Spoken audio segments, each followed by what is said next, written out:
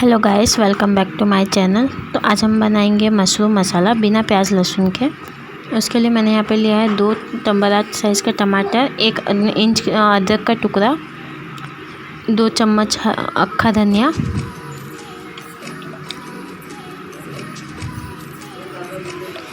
चार काली मिर्च, 2 हरी इलायची, छोटा सा टुकड़ा दालचीनी का, 2 लाल मिर्च, 1 चम्मच जीरा। ये सबको अच्छे से पेस्ट बना लेंगे। यहाँ पे मशरूम को अच्छे से धो के काट के रख लिया है। फिर यहाँ पे हमने सोयाबीन को भी भिगो के रखा हुआ है। तो अब हम मशरूम मसाला बनाने के लिए एक कढ़ाई लेंगे। उसमें 4 चम्मच सरसों का तेल डाला है और सारे मशरूम डाल के अच्छे से भून लेंगे। यहाँ पे फ्लेम को हाई रखिएगा।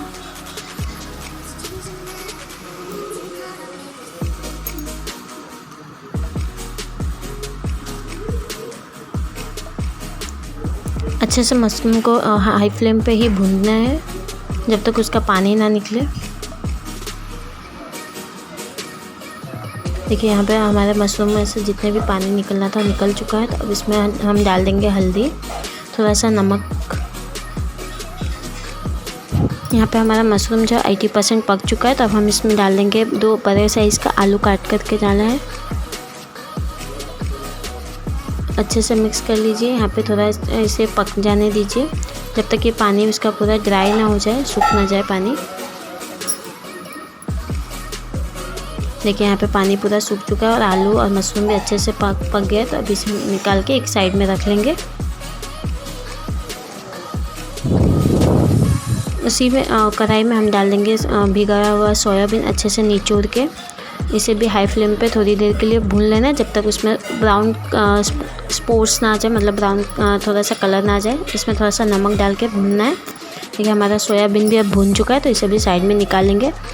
अब कढ़ाई में लेंगे 1 चम्मच तेल, उसमें डालेंगे सरसों, जीरा,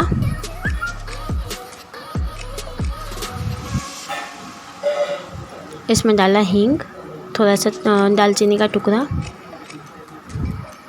अब इसमें डाल देंगे हरी मिर्ची 2-4। अच्छे से भुन जाए तब इसमें डाल देंगे पीस के रखा हुआ मसाला।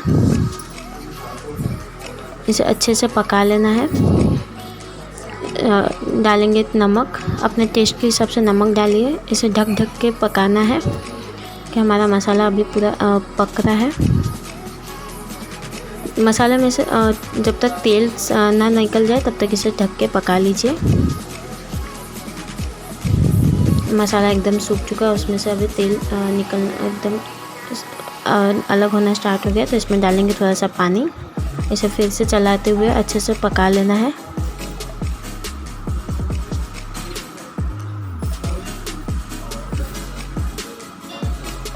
अब इसमें डाल देंगे 2 चम्मच दही।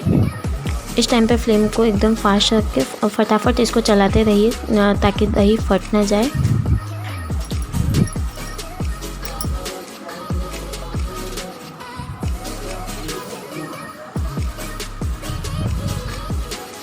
हमारा मसाला देखिए यहाँ पे अच्छे से पक चुका है।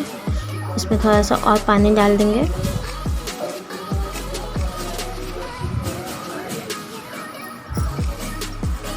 अब अपने हिसाब से यहाँ पे पानी डाल दीजिए जितना आपको कंसिस्टेंसी चाहिए। तो यहाँ पे जो मसाला सारे सब्जी मशरूम, आलू और सोयाबीन को भून के रखा था वो ऐड कर दिया है। सारे मसाले के साथ उसे अच्छे से मिक्स कर लेंगे।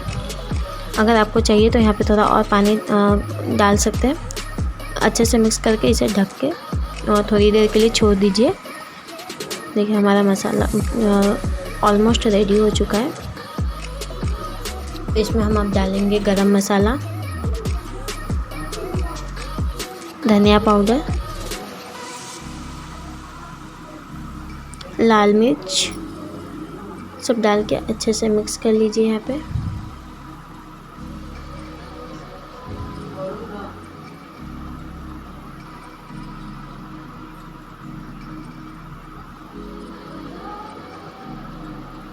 अच्छे से मिक्स करके इसे ढक के थोड़ी देर के लिए छोड़ देंगे यहाँ पे स्लो फ्लेम पे। अब देखिए हमारा मसाला कितने अच्छे से रेडी हो चुका है। इसमें अब हम डाल देंगे हरा धनिया और थोड़ी देर के लिए ढक के छोड़ देंगे। 1-2 मिनट के बाद यहाँ पे हम अच्छे से मिक्स कर लेंगे। तो अब हमारा जो मशरूम मसाला है वो रेडी हो चुका है बिना प्याज लहसुन के। इसे गर्मा गर्म परोस के आप इसे टिफ़िन में भी दे सकते हैं अपने बच्चों या हस्बैंड के लिए, या फिर इसे पराठे या दाल राइस के साथ भी इंजॉय कर सकते हैं। Thank you for watching. Please share, like and subscribe to my channel. Thank you for watching.